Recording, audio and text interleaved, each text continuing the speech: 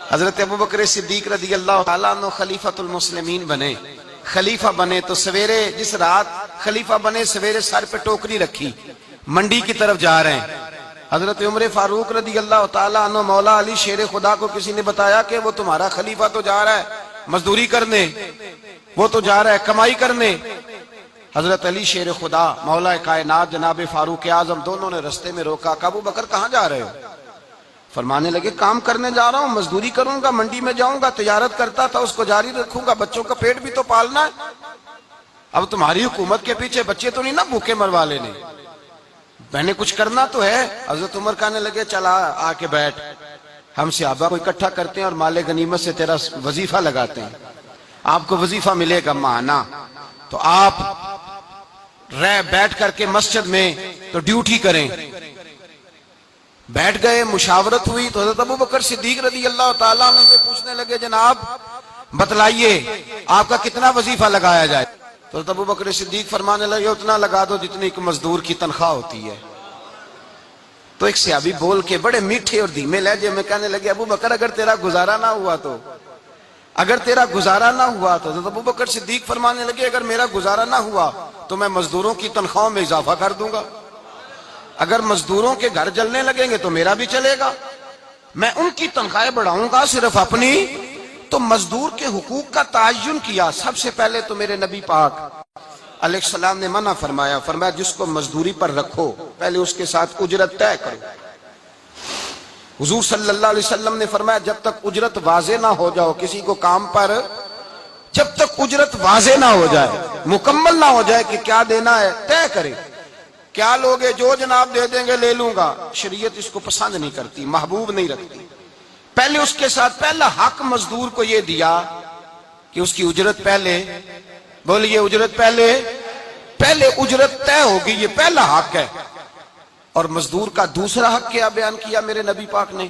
فرمایا جب، اور یہ ایسی اعلیٰ بات ہے کہ جتنے حقوق لکھنے والے ہیں نا، جتنے بین الاقوامی سطح پر انسانی حقوق کا چارٹر بنانے والے ہیں، وہ کہتے ہیں کہ یہ ایسا نقطہ حضور نے بیان کر دیا ہے کہ اس سے آگے کو بڑھ ہی نہیں سکتا، یہ ایسی بات ہے کہ جس کی شرح بھی کوئی نہیں کر سکتا۔ میرے حبیب کریم علیہ السلام نے فرمایا پہلے طے کرو، اور کیا خوبصورت لفظ ہے، قانون بنا دیا۔ فرمایا جب مزدور مزدوری کر لے تو اس کا پسینہ خشک ہونے سے پہلے اسے ادا کر دینا، اس کا پسینہ خشک ہونے سے پہلے اسے اس کی مزدوری دے دو۔ ایک صحابی اپنے خادم غلام کو مار رہے تھے تو میرے نبی پاک تشریف لائے، فرمایا کیوں اسے مار رہا ہے؟ حضور غلطیاں بڑی کرتا ہے۔ تو نبی پاک نے فرمایا جتنا تجھے اس پر اختیار ہے نا اس سے کہیں بڑھ کر میرے رب کو تیرے اوپر بڑا اختیار ہے۔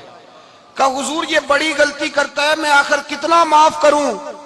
تو حضور نے فرمایا اتنا معاف کر جتنا میرا رب تجھے معاف فرماتا ہے۔ پتہ ہے تیری صبح سے لے کر شام تک کتنی کوتاہیاں ہیں، درگزر کا حکم دیا۔ پہلا حق یہ دیا مزدوری طے کرو، دوسرا حق یہ دیا پسینہ خشک ہونے سے پہلے ادا کرو، تیسرا حق یہ دیا کہ اس سے درگزر کرو، غلطی ہو جائے تو درگزر کرو۔ تو یا رسول اللہ مزدوری کتنی دیں؟ میرے نبی پاک بخاری مسلم حضور سید عالم صلی اللہ علیہ وسلم نے فرمایا مزدور کا حق بیان کیا نبی پاک نے، اور ایک بات ارشاد فرمائی تو اس کے اندر کئی پہلو، ایک حدیث میں کئی پہلو بیان فرمائے۔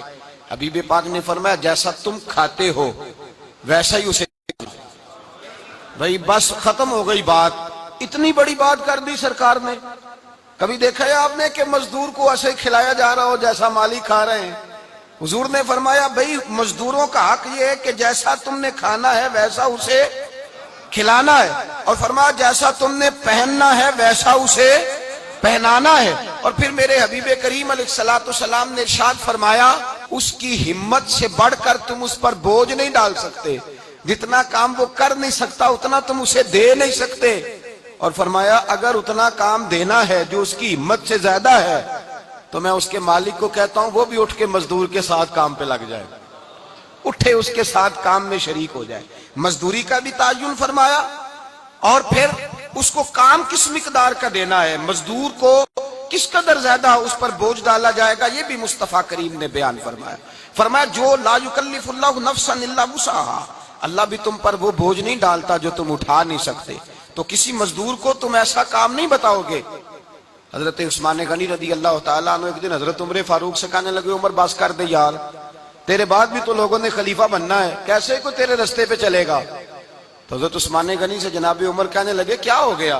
آپ فرمانے لگے کل میں دیکھ رہا تھا کہ لوگ باغ میں مزدوری کر رہے تھے اور آپ امیر المومنین ہو کے ان کا ہاتھ بٹا رہے تھے، ہاتھ بٹا رہے تھے۔ تو حضرت عمر کہنے لگے بوڑھے تھے، بیمار تھے، مزدوری کر رہے تھے تو پسینہ بہہ رہا تھا، کیا ہو گیا اگر تھوڑا سا میں نے ساتھ دے دیا؟ حضرت جناب سیدنا فاروق اعظم یہ لفظ کہتے ہوئے رو پڑے۔ آپ فرمانے لگے میں کسی بادشاہ کا شہزادہ نہیں، میں بھی اسی باپ کا بیٹا ہوں جو اونٹ چرا کے گزارا کیا کرتا تھا۔ میں نے آگے بڑھ کے لوگ حیثیت بھول جاتے ہیں، اپنی حیثیت بھول جاتے ہیں۔ اللہ تبارک و تعالیٰ جب کچھ عطا کرتا ہے ان کا رویہ اپنے ماتحتوں کے ساتھ اتنا سخت اور جابرانہ آمرانہ ہو جاتا ہے، اس قدر زیادہ ان کے لب و لہجے میں کڑواہٹ آ جاتی ہے، اس قدر زیادہ ان کی طبیعتوں کے اندر سختی اور غرور بھر جاتا ہے کہ وہ احساس ہی نہیں کرتے کہ جو سامنے بیٹھا ہے وہ بڑا ایک دکھی انسان ہے اور وہ تکلیف میں ہے، وہ آزمائش میں اپنے آپ کو مبتلا سمجھ رہا ہے۔ حضرت ابو ذر غفاری رضی اللہ تعالیٰ عنہ فرماتے ہیں میں اپنے ماتحتوں کے حق میں بڑا سخت تھا، سخت تھی میری طبیعت، میرے غلاموں کی جرت ہی نہیں تھی کہ وہ میرے سامنے گفتگو کر سکیں اور ٹھہر بھی سکیں۔ فرماتے ہیں جس دن میں کلمہ پڑھنے گیا، جس دن میں حضور کی بارگاہ میں، تو میں نے کہا حضور کوئی خاص نصیحت؟ تو نبی پاک نے فرمایا میری نصیحت تیرے لیے یہ ہے کہ جیسا تو نے کھانا ہے ویسا ہی غلام کو کھلانا ہے، جیسا تو نے پہننا ہے ویسا ہی غلام کو پہنانا ہے۔ حضرت ابو ذر کہتے ہیں جو میرے اندر کمی تھی وہی میرے نبی نے نصیحت کر دی، جو میرے اندر کوتاہی تھی وہی غیب جاننے والے رسول نے بتلا دی۔ فرماتے میں گھر گیا، جب میں جاتا تھا تو ملازموں کا سانس خشک ہو جاتا تھا، وہ کانپنے ہانپنے لگتے تھے کہ جانے اب یہ کیا کرے گا۔ حضرت ابو ذر غفاری فرماتے میں گیا، ایک شخص سے میں نے کہا کھانا پکاؤ، کھانا پکایا، دسترخوان پہ لگایا اور اپنے سارے ملازموں کو کہا آؤ یار میرے ساتھ بیٹھ کے روٹی کھاؤ، آؤ سارے میرے ساتھ بیٹھ کے کھانا کھاؤ۔ فرماتے انہوں نے کھانا کھایا، پھر میں ان کو بازار لے گیا، جیسے کپڑے میں پہنتا تھا ویسے ہی میں نے ان کے لیے بھی خریدے۔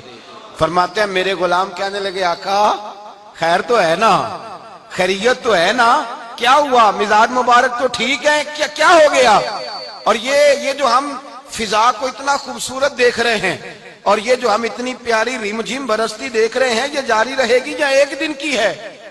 تو حضرت ابو ذر غفاری رو پڑے، کہنے لگے اب تمہیں ابو ذر غفاری بدلا ہوا ملے گا، اس لیے کہ اب میں وہ نہیں رہا، اب میں رسول اللہ کا کلمہ پڑھ کے غلام مصطفیٰ بن گیا ہوں، اب میں بدل گیا ہوں، میری طبیعت بدل گئی۔ غلاموں کے حق میں حضرت مولا علی شیر خدا غلام کو لے کر کے گئے دکان پر، حضرت مولا علی غلام کو لے کر گئے کپڑے کی دکان پر، 2 جوڑے خریدے، ایک کم قیمت کا ایک زیادہ قیمت کا، ایک کم قیمت کا ایک زیادہ قیمت کا، 2 جوڑے خریدے۔ جب واپس لوٹے تو غلام سے کہنے لگے تو اپنا لے لے۔ غلام کو پتا تھا کہ اس زمانے میں ہوتا کیا تھا، اس نے کم قیمت کا جوڑا اٹھایا۔ حضرت علی فرمانے لگے عجیب آدمی ہے، یہ تو تیرا نہیں یہ تو میرا ہے۔ اس نے کہا حضور کس طرح سے؟ آپ فرمانے لگے تیرے لیے قیمتی جوڑا اس لیے خریدا ہے کہ تو جوان ہے، اور میں نے اپنے لیے اس لیے چھوٹا خریدا ہے کہ میں تو اب بوڑھا ہو گیا ہوں، مجھے تو حاجت نہیں۔ کہنے لگا حضور بوڑھے اور جوان کا مطلب نہیں، آپ علی ہیں، من کنت مولا فہذا علی علی مولا، علی مولا، آپ چونکہ مولا علی ہیں اور آپ امیر المومنین ہیں، لہذا آپ نے تخت پر بیٹھنا ہے، آپ نے سلطنت کو چلانا ہے، آپ پہنیے۔ حضرت علی فرمانے لگے تو میرا غلام بنا ہے نا، تو نے ابھی میرے نبی کا دیدار نہیں نہ کیا، تو بعد میں آیا ہے نا، اگر تو اس دور میں ہوتا تو جان جاتا کہ یہ عمل میرا ہے، پر اس کے پیچھے جو نصیحت کے پھول ہیں وہ مصطفیٰ کے عطا فرمائے ہوئے۔ تو بھائی یاد رکھیں نبی کریم سید عالم صلی اللہ تعالی علیہ وآلہ وسلم نے تعین فرمایا مزدور کے حقوق کا، تعین کیا۔ حضرت حکیم بن حزام کہتے ہیں میں حضور کی بارگاہ میں بیٹھا تھا تو نبی پاک صلی اللہ علیہ وسلم سے میں نے کہا یا رسول اللہ آپ کو کون سا آدمی پسند ہے، کون سا محنت کرنے والا پسند ہے؟ تو حضور نے فرمایا جس کے دونوں ہاتھ کام کریں، دونوں پیر چلیں اور اس کی پیشانی پر پسینہ آئے، وہ بندہ مجھے بڑا اچھا لگتا ہے۔